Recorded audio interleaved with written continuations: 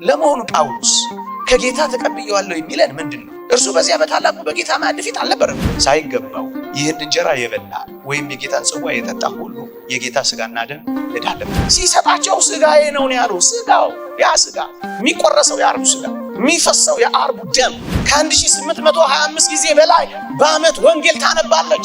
325 ቀን ስሙን ትጠራለች። አሁን ለዚህች ቤተክርስቲያን ኢየሱስ ጌታ ነው የሚለው ሰበር ዜናዋ ነው። ክብር ይግባውና ጌታችን በአይነ ስጋ ለሚያየው ሰው ብቻ መስሎ ነው የሚታየው። በውስጥ አይን ለሚመለከት ግን አምላክ ወሰን ፍጹም ሰው ፍጹም አምላክ። በሕገ ኦሪት መስዋዕት ይሰዋባቸው የነበሩ መሰዊያዎች በኢትዮጵያ ውስጥ እስካሁን አሉ። ምን ማለት ነው? ሕገ ኦሪትንም አጽንታ ይዛለች። ይህንን ለመታሰቢያ አድርጉት አለ ጌታ የሚለውን ይዘው ለመታሰቢያ ብቻ ነው ይላሉ።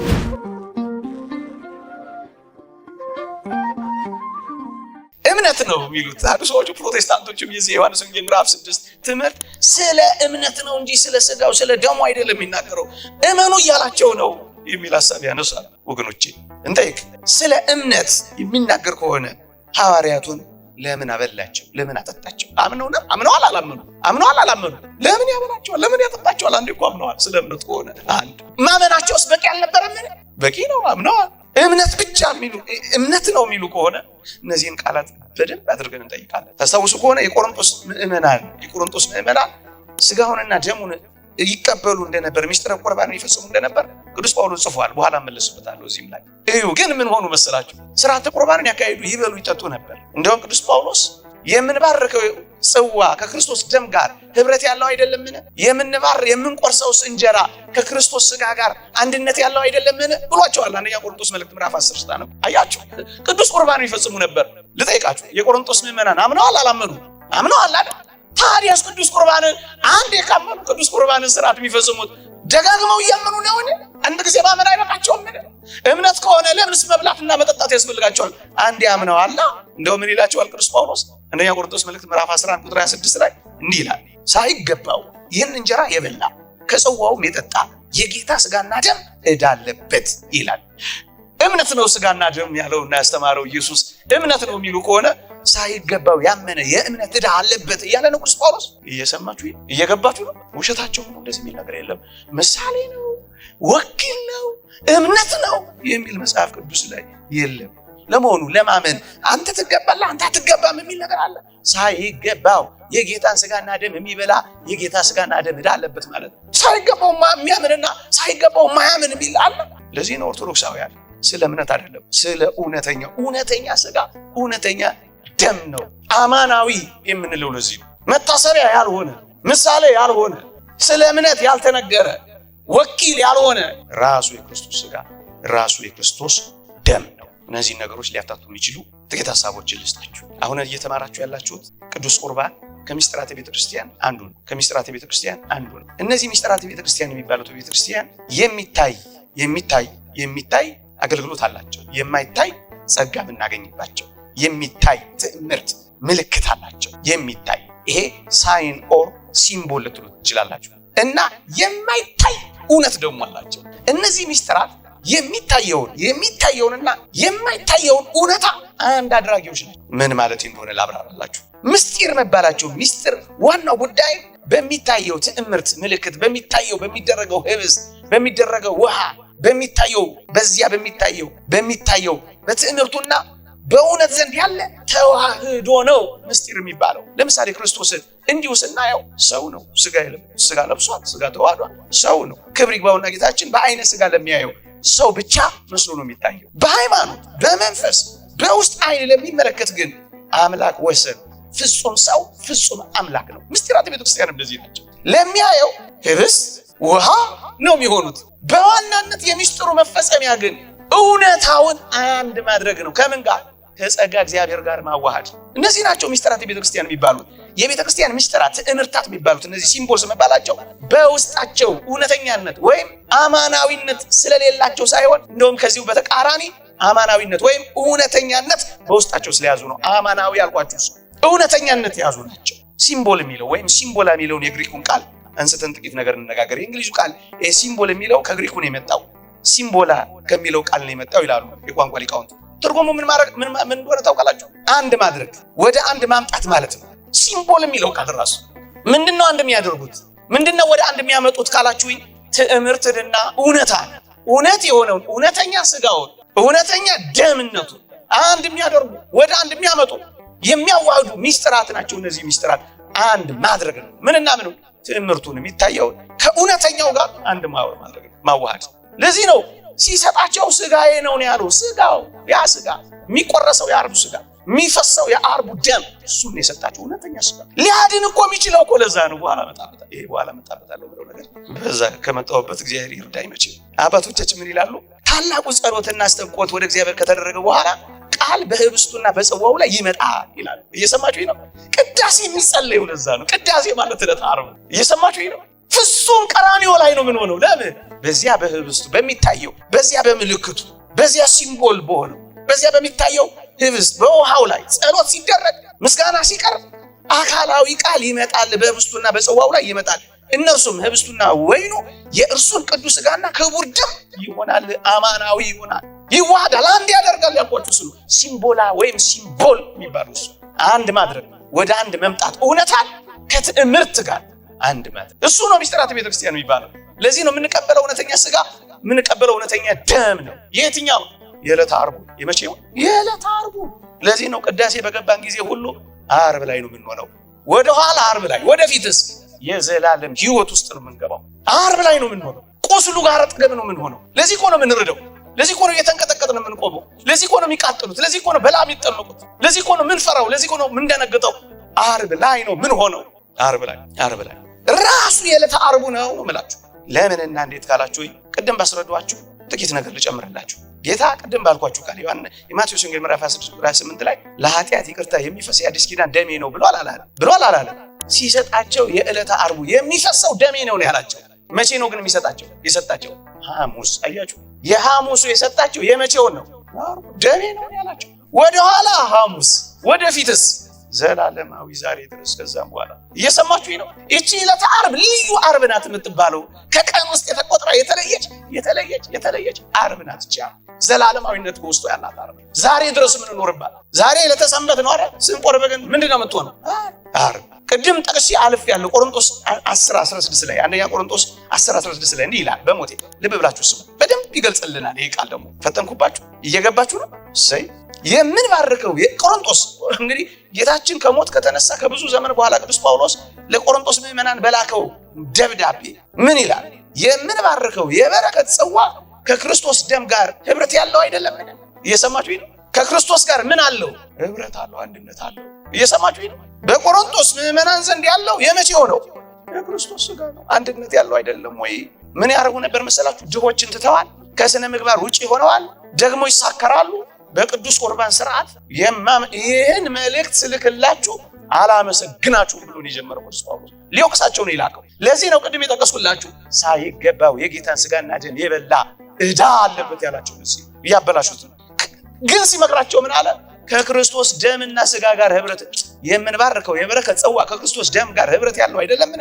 የምንቆርሰው እንጀራ ከክርስቶስ ሥጋ ጋር ህብረት ያለው አይደለምን አላቸው። አንድነት ያለው። እየሰማችሁ ነው?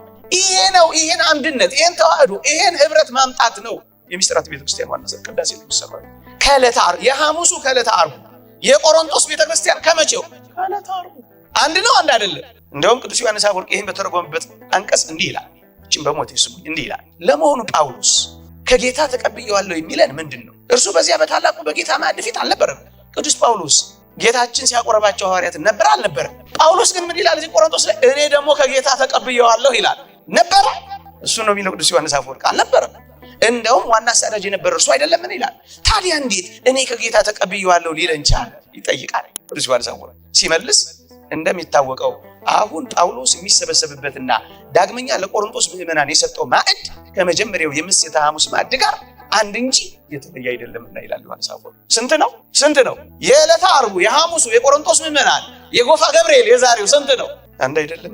አሁንም ልክ እንደያኔው ከራሱ ከጌታችን ጋር በማዕዱ ፊት መቀመጥና መቁረብ ነው ይላል። ታደለ ክርስቶስ ይመጣል። እንዴት ያስደንቅ! ምን ሊነገር ይችላል? ከክርስቶስ እጆች እንቆርባለን። ልክ እንደዚያ ነው ይሰጠናል። በካህኑ እጆች አማካኝነት ያጎርሰናል። ምንኛ ሰው ነው ይሄ! ዓርብ ላይ ሰርግ ላይ ነው የምንሆነው። የቀራንዮ ሰርግ ነው የሚሆነው። ድግስ ላይ ነው የምንሆነው። መኑ ዘረ የመራዊ ዘይጠብ ስጋው በጊዜ ከብካቡ በሰርጉ ጊዜ ስጋውን ቆርሶ የሚያበላ ደሙን አፍሶ የሚያረቃ እንዲህ ያለ ሙሽራ ያየ ማን ነው የምትለው እኮ ቅዳሴ ላይ ቤተክርስቲያን። ለዚህ ነው ሰርግ ነው የሚደረገው። ሰርግ ላይ ተሳትፋለህ። ወደዚያ ዘላለማዊነት ውስጥ ነው የምንገባው። ለዚህ ነው ንቁረብ የሚባለው ወገኖች። ከራሱ ከክርስቶስ ጋር አንድ ማዕድ አንድ መንበር ከበድ ነው የምንኖረው ከክርስቶስ ጋር። ራሱ ነው አንድ ነው። ወደ ዕለተ ዓርብ ነው የምንጓዘው። አንድ ናት። እንደውም ሊቁ ዮሐንስ አፈወርቅ ምን ይላል? ቅድስተ ቅዱሳን በምትሆን መስቀል አንድ ጊዜ የተሰዋውን መስዋዕት ሁል ጊዜ እንሰዋለን። ነገር ግን ዛሬም ነገም ለዋውጠን ልዩ መስዋዕትን የምንሰዋ አይደለንም። ዛሬም አንድ ነው። በዕለተ ዓርብ አንድ ነው። በአራቱ ማዕዘን የሚሰዋው ስጋው አንድ ነው። ዛሬ የምንሰዋት ያን ጊዜ የተሰዋች ናት። ምሳሌ ይኸውላችሁ፣ ምሳሌ አይደለም። አሁን የምንሰዋው ራሱን ነው ያልኳችሁ። ለዛ ለዋውጠን አይደለም የምንሰዋው፣ አንድ መስዋዕት ነው የምንሰዋው። መስቀል ቅድስተ ቅዱሳን መቅደስ ሆነ ያገለገለባት ያቺ መቅደስ አሁንም አለች። ቀራንዮ ናት ብትሆን ቤተክርስቲያን የሚባለው ለዛ ጉባኤ ኒቂያም ጉባኤ እንዲህ ይላል። በመሰዊያው ላይ ያለውን ህብስትና ጽዋ ተራ ህብስትና ወይን አድርገን አንረዳውም። በኒቂያ በ325 ሰለስቱ ምዕት የበየኑትን ብያኔ ነው ማነበላችሁ። ራሱ እንዲህ ይላሉ። በመሰዊያው ላይ መሰዊያ የሚባለው ምንድነው? መሰዊያ የሚባለው ምንድነው? ታቦቱን አይደል? ወብነ መስዋዕ መሰዊያ አለን ይላል ቅዱስ ጳውሎስ። እየሰማችሁ ነው። ክህነት አለ፣ መስዋዕቱ አለ። መስዋዕት ካለ ምን ይኖራል? መስዋዕቱን የምናቀርብበት ምን አለ? ዕብራውያን ምዕራፍ 10 ቁጥር 10 መሰዊያ አለን ይላል። ሌላ ቦታ ይሄንን መሰዊያ አታገኙም። እየሰማችሁ ነው። መሰዊያ አለ። መስዋዕት ካለ ታዲያ መሰዊያ ይሆናል። መሰዊያ ያለ መሰዊያ እንዴት ይሆናል? መንበር አለ፣ መሰዊያ አለ። ይሄ ከጥንት ቤተክርስቲያን የነበረ ነው። በነገራችን ከጥንት ከመጀመሪያ የነበረ ነው። ከጥንት ብቻውን ሰፊ ትምህርት አለ። ለዚህ ነው መሰዊያ አለን ያለው ቅዱስ ጳውሎስ። መሰዊያ አለን። ታቦተ መስዋዕ ይባላል በሐዲስ ኪዳን። የመሰዊያ ታቦት ብለዋለች። እቺ ቤተክርስቲያን ልዩ ቤተክርስቲያን ናት። ይኸውላችሁ ከማንም የተለየች እንደሆነ መቼም ታውቃላችሁ። ለእናንተ አይነገርም። በሕገ ልቦና እግዚአብሔርን ሄዳ አምና አረጋግጣ አውቃ ተመልሳለች። በንግሥት አዜብ አማካኝነት እንዲህ ያለ ክብር የሰጠ እግዚአብሔር ይመስገን ብላ በሕገ ልቦና እግዚአብሔርን ታመልክ። በሕገ ኦሪት 5 የመሰዊያ ቦታዎች ታውቃላችሁ በኢትዮጵያ ውስጥ። በሕገ ኦሪት መስዋዕት ይሰዋባቸው የነበሩ መሰዊያዎች በኢትዮጵያ ውስጥ እስካሁን አሉ። ምን ማለት ነው? ሕገ ኦሪትንም አጽንታ ይዛለች። ተድባበ ማርያም፣ ጣና ቂርቆስ፣ ሌሎችም 5 ቦታዎች አክሱም፣ ጽዮን የኦሪት መስዋዕት ይሰዋባቸው የነበሩ ቦታዎች በግልጽ አሉ። ምን ማለት ነው? በአምልኮተ ኦሪት የነበረች ናት ኢትዮጵያ። 2 ሶስተኞችስ በሐዲስ ኪዳን ያለ ደም ማፍሰስ ምስክሮቹን የተቀበለች ናት። ማን? ኢትዮጵያ። በሕገ ልቦና በሕገ ኦሪትም በሕገ ወንጌልም የጸናች ብቸኛ ሀገር ኢትዮጵያ ናት። ይሄ ኢትዮጵያዊ ስለሆነ አድልተን የምንናገረው አይደለም። መጽሐፍ ቅዱስ ያለው ነው። እናንተ እስራኤላዊ እንደ ኢትዮጵያ ልጆች አይደላችሁ ምን ለኔ እኮ ነው ያለው። እስራኤል የለችም፣ አዲስ ኪዳንን ትታለች፣ አልተቀበለችም። ገና ሰሞኑን ከእስራኤል ቅሬታዎች አንዳንዶቹ ይድናሉ ያለው የቅዱስ ጳውሎስ ቃል ገና ሰሞኑን እየተፈጸመ ነው። መሲሁ ተወልዷል ብለው መዝሙር ጀምረዋል። አሁን ገና ጥቂቶች ከእስራኤል ቅሬታዎች ይድናሉ የሚለው የትንቢት ቃል አሁን መፈጸም ጀምሯል። ሊያልቅ ነው እርግጥ ጊዜ ገናው። ኢትዮጵያስ 2000 ዘመን አለፋት እጆቿን ዘርግታ። ሲወለድ ነበረች፣ መባ አቅርባለች። ሲሰደድ በንጉሥ ኢዛና አማካኝነት ተቀብላለች። የመጀመሪያውን በእጅ የተጻፈ ወንጌል በአባ ገሪማ አማካኝነት ጽፋ ደጉሳ ይዛለች። ከ1825 ጊዜ በላይ በዓመት ወንጌል ታነባለች። 325 ቀን ስሙን ትጠራለች። አሁን ለዚህች ቤተክርስቲያን ኢየሱስ ጌታ ነው የሚለው ሰበር ዜናዋ ነው። እንዴት ያሳፍር! ስለዚህ ታቦተ ምስዋማ ታቦት ከመሰዊያው ጋር አዋዳ ታቦተ ምስዋ ብላ አዲስ ምሰታ ታከብራለች። ዑደት የምናደርገው ለምን ይመስላችኋል? ዑደት ያረጉ ነበር ዕብራውያን እስራኤላውያን። ታቦት ይይዛሉ፣ እንይዛለን። ለእንቅስቃሴ እንዲመች አድርገው ነበር። ለእንቅስቃሴ እንዲመች አድርጋ ሰርታዋለች። በሐዲስ ኪዳን መንፈስ ተርጉማዋለች። አንዳንዶች ለምን ያኛውን አታሳዩን የሚላሉ ግራ ይገባቸው። አውቁት መሰዊያ አለ። መሰዊያ ከሌለ ምን ታደርጋለህ? መሰዊያ አለ። ወብነ መስዋዕ ቅዱስ ጳውሎስ ነው ያለው፣ እኔ አይደለም ያልኩት። መሰዊያ አለ። መስዋዕት ስላለ መሰዊያ አለ። በመሰዊያው ላይ ያለውን ጉባኤ ኒቂያ ያደርገው በመሰዊያው ላይ ያለውን ህብስትና ጽዋ ተራ ህብስትና ወይን አድርገን አንረዳው ማናየው። እየሰማችሁኝ ነው? ያንን ትዕምርት ስናይ ተራ ህብስት ተራ ወይን አድርገን አንረዳው። ከዛስ ይልቁኑ በሕዋሳቶቻችን ከምናየው ከፍ አድርገን በእምነት እንረዳዋለን። በአይናችን እንደምናየው አይደለም። ይልቁንስ በእምነት ከሕዋሳቶቻችን በላይ ከፍ አድርገን እንረዳዋለን እንጂ ይኸውም የዓለምን ኃጢአት ያስወገደ የእግዚአብሔር በግ እንደቆመ እናያለን። ካህኑም እየሰዋው መሆኑን እንገነዘባለን። በዚህም የምንሳተፈው ያው ስጋ ያው ደም ነው። አንዳንዶች እንደውም ያያሉ። በግልጽ ነው የምነግራቸው፣ ያያሉ። ደም ትኩስ ደም ያያሉ። ይሄን በጣም በትርጓሜ ሰምታችኋል አይደል? ለዚህ ነው በእምነት ከፍ አድርገን የምንመለከተው ነው። ሌላ ቤትስ የሆነ ኩኪስ ነው የምታገኙ፣ ሌላ ቤትስ የሆነ ቪምቶ ነው የምታገኙ። እንደሱ ነው የሆነው። እኛ ጋር እንደሱ አይደለም፣ በፍጹም እንደሱ አይደለም። ያው ስጋ ያው ደም ነው ያለው። አንድ ነገር ብቻ መልሼ ላብቃ። ሁለተኛው ነጥብ ማሳየው አሁን በሙሉ የዘረዘርኩት እውነተኛ ስጋ ነው እውነተኛ ደም ነው የሚለው አጽንኦት ሰጥቶ ምሳሌ ወኪልም ምናምን ይሄ ያለ አይደል? እምነት አይደለም። ይሄንን ነው በቅዱሳት መጻሕፍትም በአባቶች መጀመሪያ። ሁለተኛው ግን በጣም አሁን ባለው የዚህ ፕሮቴስታንቱ ዓለም አንዱ ጥያቄ መታሰቢያ ብቻ ነው እንጂ ማዳኛ ለማዳን የሚጠቅመን አይደለም። መታሰቢያ ብቻ ምንድነው? ሜሞሪስ ነው። ያንን የዕለት ዓርቡን መከራው ክርስቶስ ለማሰቢያ ብቻ እንጂ ለመዳን አይጠቅመን የሚል ደግሞ ሞገት ይነሳል። ለመታሰቢያነት እንጂ ለመዳን ምን አይልም፣ አይጠቅመን። እውነት ነው ግን ያሳው ይሄንን ቢሰሙ በእርግጠኝነት ይሰክናሉ፣ ይረጋጋሉ። ይሄንን ቃል ያሉ ዝም ብለው አይደለም። መጽሐፍ ቅዱስ ላይ ቅድም ያልኳቸው አንደኛ ቆሮንቶስ ምዕራፍ 11 ላይ ቅዱስ ጳውሎስ ምን ይላል መሰለህ? እኔ ከጌታ ተቀብየዋለሁ ካለ በኋላ ይህንን ለመታሰቢያ አድርጉት አለ ጌታ የሚለውን ይዘው ለመታሰቢያ ብቻ ነው ይላሉ። ብቻ ሚል እነሱን የሰጡ አይደለም መጽሐፍ ቅዱስ። ይህን ለመታሰቢያ አድርጉት ነው ያለው። እኔ ግን ጠይቃቸው፣ ይህን ለመታሰቢያ አድርጉት ማለትና መታሰቢያ ነው ማለት ይለያያል? አይለያይም? ለመታሰቢያ ይሄንን መከራዬን ሕማሜንና ሞቴን ለማሰብ አድርጉት ማለትና ይሄ ስጋና ደም መታሰቢያ ነው ማለት ይለያያል? አይለያይም? ይለያያል። በጣም ነው የሚለያየው። ምንም አይገናኝ። ለመታሰቢያ ያድርጉት ነው። ምን ማለት ነው?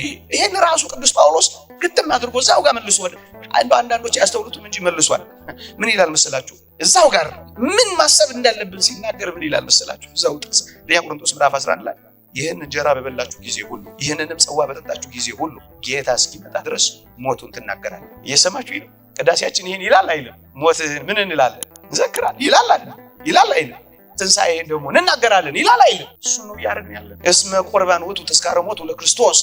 የምናደርገው አንደኛው ሕማሙ መከራው ሞቱን እናስብበታለን። ይሄ ማለት ግን ስጋውና ደሙ መታሰቢያ ብቻ ነው ማለት ነው።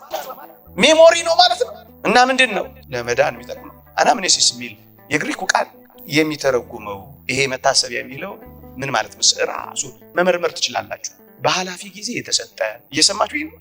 በኃላፊ ጊዜ የተሰጠ ነገር ግን ሕያውነትን ከእውነተኛውነት ጋር አዋህዶ በተግባር ለሚቀጥል ቃል የሚጠቀስ ነው ብለው ያስቀምጡ። እየሰማችሁ ነው። እኔ ከጌታ ተቀብየዋለሁ አለ አይደል? መታሰቢያ አድርጉት የሚለውን መታሰቢያ የሚለውን አናምኔሲስ የሚለውን ቃል ሲተረጉሙ በኃላፊ ጊዜ የተሰጠ ከዛስ ሕያውነትን ከእውነተኛነት ጋር አዋህዶ በተግባር ለሚቀጥል ነገር ነው እንጂ የሚጠቀሰው ተራ ማስታወሻ፣ ተራ ሚሞሪ፣ ያለፈ ነገር ብቻ አይደለም። ግልጽ ነው። ተራ ማስታወሻነት ወይም ሕያውነት የሌለው ትዝታ ብቻ አይደለም። ቃል በቃል ላንብብላችሁ። ይሄን ስለማነብ ነው ቅድም እንደ መግቢያ እንግሊዘኛውን የሞከርኩት። አናምኔሲስ ቀስ ብዬ ልበለው መከራዬን እንዳልበላ። ዳዝ ኖት ሜርሊ ሪመምብራንስ፣ የትዝታ ማስታወሻ መታሰቢያ ብቻ ማለቱ አይደለም። ሲተረጉሙ ነው ኦር a memorial of a thing regarding us being absent፣ የሌለ ነገር ብቻ ማለት አይደለም። absent የሆነ ነገር ማለት አይደለም። but it means a recalling or representing in an active sense፣ ያው ነው። አሁን ምን ሰው መስዋዕት ስጋና ደም ምን ቆርበው ቁርባን ባለፈው ጊዜ ዓርብ ዕለት ያለፈ አሁን የተረሳ ትዝታ ብቻ የሆነ መታሰቢያ ብቻ የተደረገ አይደለም። አሁን ድረስ ምን የሆነ ያው የሆነ እየሰማችሁ ነው። አሁን ድረስ የቀጠለ ይሄ ምንድነው? አናምኔሲስ መታሰቢያ ያለው ቃል ይሄ ቃል። በነገራችን ላይ አንድ ነገር በእውነት በተግባር እያደረግነው በህሊና ደግሞ እናስበዋለን አናስቡ። ይኸውላችሁ እነሱ መታሰቢያ ላይ ብቻ ቆመዋል። በተግባር የሚደረግ ነገር ደግሞ የሚታሰብ ነው። ቅድም እንዳልኳችሁ ሞትህንና ሕማምህን እናስባለን አይደለም እንለው፣ እንናገራለን፣ ትንሣኤን እንመሰክራለን አይደለም እንለው። ቅዳሴ ማለት ያ ነው እያሰብነው። መሰቢያ ብቻ ግን አይደለም። ከዛስ እልፍ ብሎ ደግሞ ሕያውነትን ከእውነተኛነት ጋር ያዋሃደ ነው። ምሳሌ ልስጣችሁ። ለመታሰቢያ የሚደረጉ አማናዊነትና እውነተኛነት ያላቸው በመጽሐፍ ቅዱስ ላይ አሉ። ምሳሌ መናው የሁላቸው እስራኤል የወረደላቸው መናና የአሮን በትር በዚያች በቀደመችው ሶሎሞን ቤተ መቅደስ ይቀመጡ ነበር። ዋናው ነው የሚቀመጠው። ግን ደግሞ ምሳሌ መታሰቢያ እየሰማችሁ ነው። መታሰቢያም ነው ደግሞስ ራሱ ግልጽ ነው። መናው ራሱ የአሮን በትር ራሱ ነው። ያንን ዘመን ግን ደግሞ ያስቡበት። እየሰማችሁ ነው። ምን ማለት ነው? በእውነት በተግባር እያደረግነው በህሊና ደግሞ ምን ልናደርገው ነው? ልናስበው። የፋሲካውን በግ እስራኤል ሲያከብሩት እዚህ ይላችኋል። ያስቡታል። ያችን የወጡበትን ነፃ የወጡበትን ያስቡታል። ግንስ ደግሞ ይተገብሩበታል። የፋሲካውን በዓል በየዓመቱ ምን ይላሉ? ይተገብሩታል። መታሰቢያ ብቻ ነው ስለሚሉት ነገር መልስ ሰጥቼ አንድ ጥቅስ ላንብብላችሁ። እዛው ቆሮንቶስ አንደኛ ቆሮንቶስ ምዕራፍ 11 ከቁጥር 27 እስከ 30 እንዲህ ይላል። ስለዚህ ሳይገባው ይህን እንጀራ የበላ ወይም የጌታን ጽዋ የጠጣ ሁሉ የጌታ ሥጋና ደም ዕዳ አለበት። ቅዱስ ጳውሎስ ነው የሚናገረው። ቅድም ያልኳችሁን የቆሮንቶስ ቤተክርስቲያንን ያቀራረበ ባህሪ እያሰባችሁ ሳይገባው ይህን እንጀራ የበላ ወይም የጌታን ጽዋ የጠጣ ሁሉ የጌታ ሥጋና ደም ዕዳ አለ። ሰው ግን ራሱን ይፈል፣ እንዲሁም ከእንጀራው ይብላ ከጽዋውም ይጠጣ። ሳይገባው የሚበላና የሚጠጣ የጌታን ሥጋ ስለማይለይ ለራሱ ፍርድ ይበላልና ይጠጣልና። አያሌዎች ታመዋል፣ አያሌዎች አንቀላፍተዋል፣ አንዳንዶቹ ሞተዋል። ራሳችንን ብንመረምር ግን ባልተፈረደብንም ነበር ይላል። ልጠይቃችሁ እስኪ እውነት መታሰቢያ ብቻ ቢሆን እየሰማችሁ ለራሱ ፍርድ ይበላል ይላል። አንዳንዶች ይቀሰፋሉ፣ አንዳንዶች ይታመማሉ፣ አንዳንዶች ይሞታሉ። እየሰማችሁ ነው። ዕዳ አለበት። የጌታን ሥጋ ስለማይለይ ዕዳ አለበት ይላል። ዕዳ ይኖርበታል። መታሰቢያ የሆነ ነገር ቢያደርጉት ይወት ባያደርጉት ዕዳ ይሆናል። መታሰቢያ ብቻ የሆነ ነገር ገብቷችኋል? ግልጽ ነው እኮ። ለምን ለራሱ ይፈረድብሃል እኮ ነው የሚለው። የሚፈረደው እኮ ሕይወት ስለሆነ ነው፣ ለማዳን ስለሚጠቅም ነው።